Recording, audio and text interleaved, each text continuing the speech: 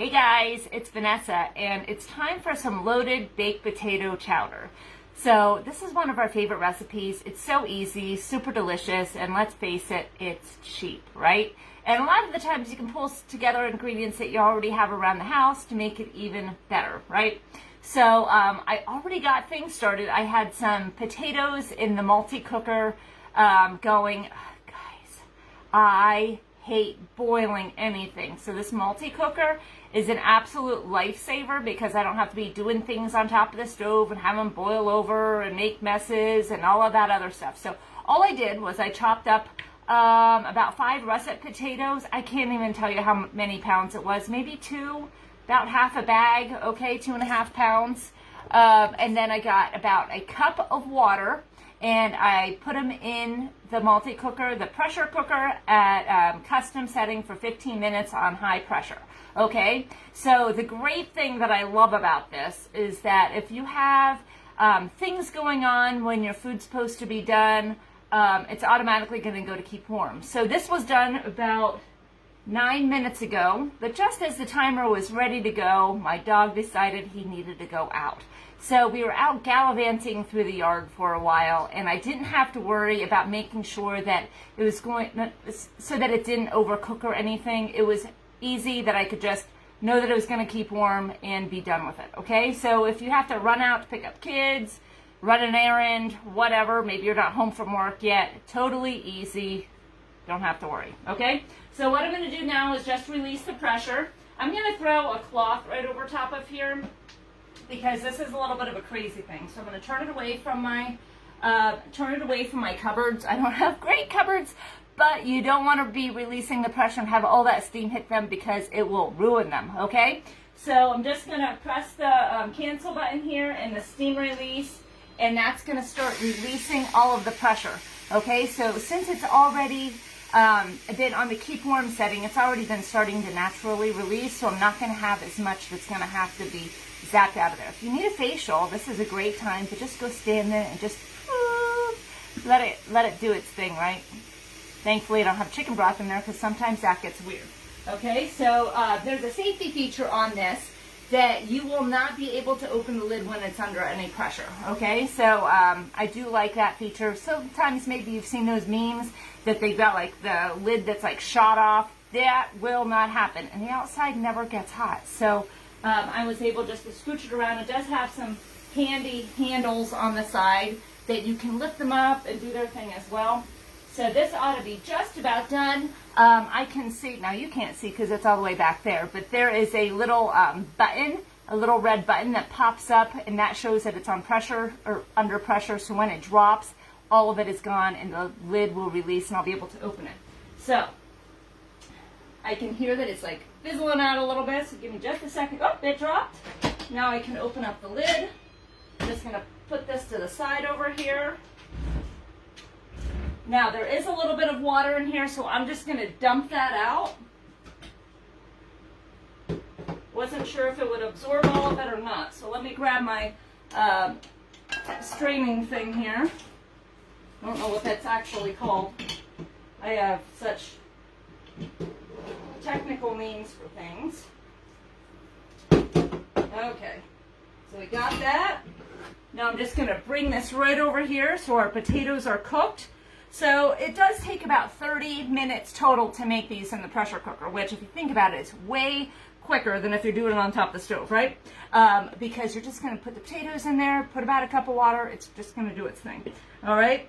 So 15 minutes to come to pressure, 15 minutes to cook, and voila, you're done. I love making my mashed potatoes or partial potatoes or anything like that in here because it's just so easy. So now I'm going to take the mix and chop. Perhaps you have this, love it, and maybe you haven't even used it for potatoes. But I'm just going to go in here and just kind of mush things up a little bit. You can do it as, if you want this to be like a more smooth consistency, maybe you want to use the Flex Plus with the cordless hand mixer.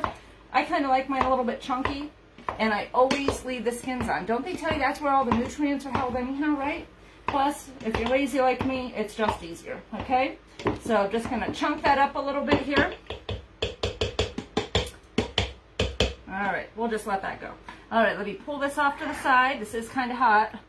And now I've got about half a block of cream cheese. I've had this sit out for a while just so it is easier to maneuver. I like it to be softened, okay? So I'm just gonna kind of give this a little bit of a whisk here, and then I'm gonna add in about 3 cups of milk. I don't know if this is gonna be a problem or not. I usually have problems with cream cheese, so I may end up pulling out my Flex Plus just because I think I'm going to. Just because it's easier. Okay. All right, I love this thing because you can see my kitchen is small. I don't have very many outlets at all, and if I did, they're not conducive to doing anything anyway. So let me just pull out my attachments here. Oh my goodness, hopefully they're handy. Okay. All right. Dropping things all over the place. You'll notice I have not put the battery on here. The battery is always the last one to the party and the first one to leave, okay? So I'm going to pop this right on the back here. When you do this, just click this button first and then turn it on. There we go. I'm going to mix this up here. I don't know what I'm going to do about that stuff that's now stuck in the whisk. Guys, probably shouldn't try this at home. Okay, let me... Danger is my middle name, right? Okay, let me find the thing to pull this out of here.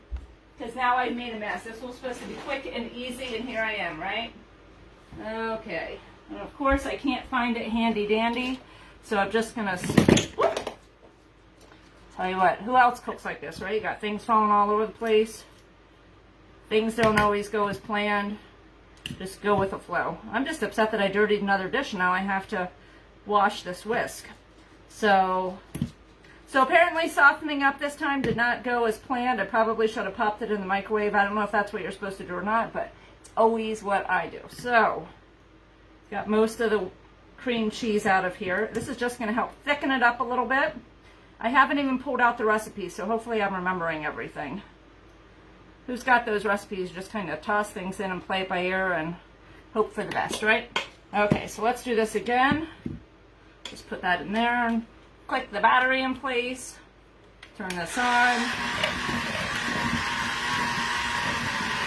Now we're going to slowly start adding our 3 cups of milk. It has a terrible consistency if you do it all at once, just so you know. So you're just going to keep going like this. Pour it in there. Should start smoothing out a little bit. This is way quicker than doing it by hand, seriously. Okay. If you don't have as much milk, you know, you can totally do this as much as what you want. If you want it to be thicker or more runny, totally up to you. So let me just whisk, whisk, whisk. Now I'm just going to dump the rest in because I get impatient. All right, so we've got that. All right. I love using the plastic bowl because you don't have to worry about getting any like glass shards or anything in your food, right? All right, so we'll turn this off. Take the battery off. Remember, last one to the party, first one to leave. All right, so now we can pop those in the sink. Okay, all done with that. So now we're just going to get rid of this whisk. Whisk was useless today. I used to only use a fork. Who's with me there, right? Fork was way, way, way worse. I can't believe I did that. Okay, so now we're just going to pour this in here. I got most of the chunks out. All right. Push that little amount back in there. Just give this another spin. So far we've only used 3 ingredients. The potatoes, the milk, and the cream cheese, but I like mine loaded, all right? So we've got all of that in there. Now what we're gonna do is add some 3 onion rub. I love, love, love this stuff. So on the inside of the lid here, there's 2 threads. When you go to the bottom thread, that's about a tablespoon. So I'm gonna put about a tablespoon of this in. So you can use whatever flavor you like, but I like that one, okay? And then I cooked up some broccoli in the micro cooker, so I've got that already. We're just gonna dump that in here. I already emptied most of the water out. There was just a teensy bit, not a problem. And then earlier this morning, I used my large bar pan. This is one of our pieces of stoneware, and I made bacon in it. So I threw the bacon in the oven for about 25 minutes, I think, on 350 or 375. And guys, it is a game changer. I hate doing it on top of the stove because it like shoots out like shrapnel and stuff and it zaps you. But look how flat, it didn't shrivel up and get all crispy and weird. But it is at a great place right now. So if you've never tried a stone for your bacon, you are missing out. So let me grab my tongs here. I'm just going to snip a few pieces of bacon in here. So what I like to do to have a time saver is I will cook up like a whole thing of bacon all at once. That way I can save the other half for another recipe. So I like making things like, whoops, got a shooter here. I like making Oktoberfest and Tuscan spaghetti, things like that that call for bacon, but I hate making it. Just takes so much time, right? I mean, 15 minutes doesn't seem like a lot, but it's always just better if you just have it done already. And I like to put it in the freezer and then it is good to go. I already crumble it, so I don't have to worry about anything, okay? So I'm just going to put a couple pieces of bacon right inside here. Just snip, snip, snip. Easy so far. So you can put whatever toppings you like. We'll probably serve this with sour cream and, of course, cheese. So let me get here to the cheese. So if you are not shredding your own cheese, you have to, okay? I mean, you don't have to, but I highly recommend doing it because it is just so much better. So when you shred your own cheese, you're getting it for a better deal. You're going to be, I don't know, you don't really save time with it, but I like to do all of mine right away when I buy it. And then it's going to melt faster, it's going to taste it's going to taste better, and you're just going to be happier knowing you don't have all those preservatives and extra stuff in, right? Okay, so I like to just shred it ahead here. Again, you measure cheese, chocolate, garlic with your heart, and apparently some of these other ingredients I did today. Okay, so we'll just dump that right inside there. This cheese is going to help thicken things up too. And we've got a quick, easy meal that was seriously like less than a half an hour to pull together, because while the chicken was cooking, or I'm sorry, the potatoes were cooking, I had everything else going, and here is our delicious meal. Okay, so this is great for like a weeknight or a day where you just don't feel like paying attention to what you're cooking, and you should be all set. Okay, so with that, I'm gonna go. You have a great day, and I'll chat with you soon. Bye, guys.